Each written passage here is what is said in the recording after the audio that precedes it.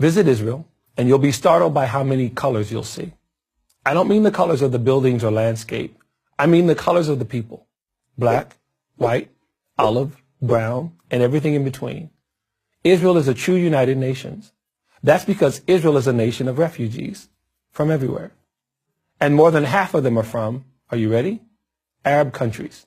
Over 850,000 Jews were expelled or fled from the Middle East and North Africa following the Arab countries' attack on Israel when it gained its independence in 1948. For over 2,000 years, these Jews had lived in the Arab countries of Morocco, Algeria, Tunisia, Libya, Egypt, Yemen, Syria, Lebanon, and Iraq, and in the Muslim but non-Arab countries such as Turkey and Iran. Today, they form over half of Israel's Jewish population.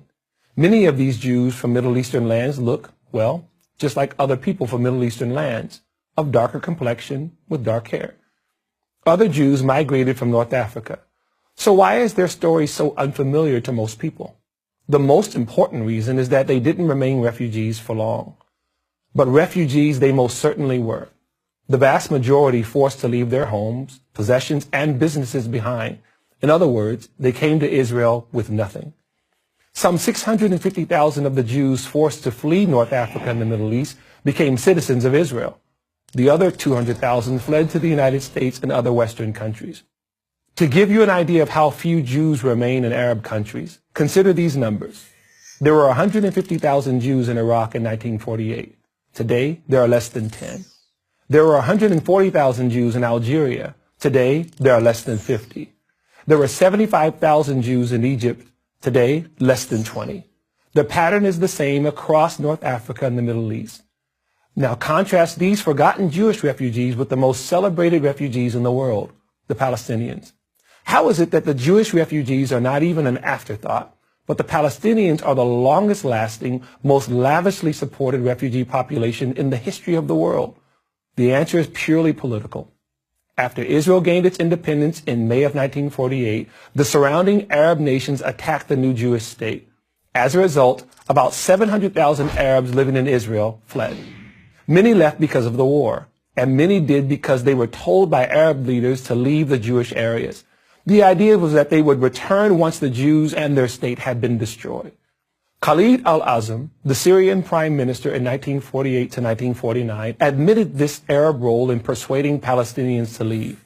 In his memoirs, he wrote, "Since 1948, we have been demanding the return of the refugees to their homes, but we ourselves are the ones who encouraged them to leave." That's how the Arab, later renamed Palestinian refugee crisis was created.